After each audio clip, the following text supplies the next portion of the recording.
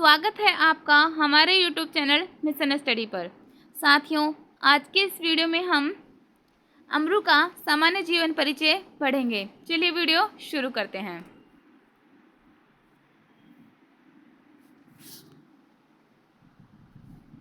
अमरू का सामान्य परिचय। अमरू या अमरूपक, इनका एक अन्य नाम है अमरू या अमरूक। संस्कृत के महान कवियों में से एक हैं। इनकी रचना अमरू शतक प्रसिद्ध है। अमरू की रचना है अमरू शतक। इनका रचना काल 9वीं शती तक माना जाता है। इनके व्यक्तित्व की जानकारी प्राप्त नहीं हुई। इनके बारे में बहुत ही संक्षिप्त जानकारी प्राप्त हो सकी है। इनके बारे में यह बताया गया है कि इनका रचना काल जो है वह 9वीं शती तक है। आगे देखते हैं। अमरू इनका एक गीति काव्य है जो इस प्रकार है। अमरू शतकम संस्कृत का एक गीति काव्य है। कई बार कंपटीशन एग्जाम में पूछा जा सकता है कि अमरू शतक जो है वह क्या है, चंपू काव्य है, गीति काव्य है, महाकाव्य है या नाटक है, क्या है। तो आपको बताना है कि अमरू शतकम एक गीति काव्य है। इसके रचयिता अमरू या अमरुक हैं। अमरुक शतकम में 100 श्लोक हैं जो अत्यंत श्रृंगारपूर्ण एवं मनोरम है, परंतु इसके पदों की संख्या 100 से कहीं अधिक है।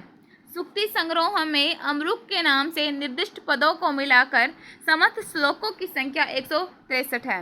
इस शतक की प्रसिद्धि का कुछ परिचय इसकी विपुल टीकाओं से लग सकता है। इसके ऊपर 10 व्याख्याओं की रचना विभिन्न शताब्दियों में की गई, जिनमें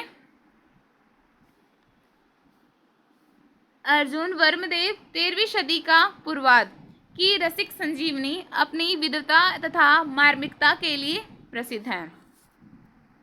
आगे देखते हैं। आनंदवर्धन की सम्मति में अमरुक के मुक्तक इतने सरस तथा भावपूर्ण हैं कि अल्पकाय होने पर भी वे प्रबंध काव्य की क्षमता रखते हैं। संस्कृत के अलंकारिकों ने ध्वनि काव्य के उदाहरण के लिए इसके बहुत से पद उद्धृत कर इनकी साहित्यिक सुषमा का परिचय दिया है। अमरू शतक के पद श्रृंगार रस से पूर्ण हैं तथा प्रेम के जीते जागते चटकीले चित्र खींचने में विशेष समर्थ हैं।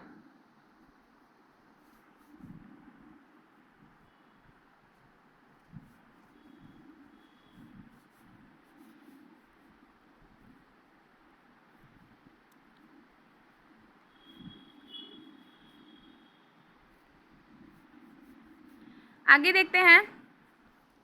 अमरू शतकम में कहीं पति को परदेश जाने की तैयारी करते देखकर कामिनी की हृदय विहलता का चित्र है, तो कहीं पति के आगमन का समाचार सुनकर सुंदरी की हर्ष से छलकती हुई आंखें और विकसित स्मित का रुचिक चित्रण है।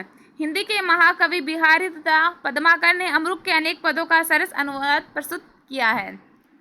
अमरू के बारे में हमें कोई विशेष जानकारी नहीं मिल पाई है और कंपटीशन एग्जाम में भी इनके एक प्रसिद्ध शतक के बारे में पूछा जा सकता है और इनका रचना काल पूछा जा सकता है और यह पूछा जा सकता है कि यह कौन सा काव्य है और इसमें कितने श्लोक हैं।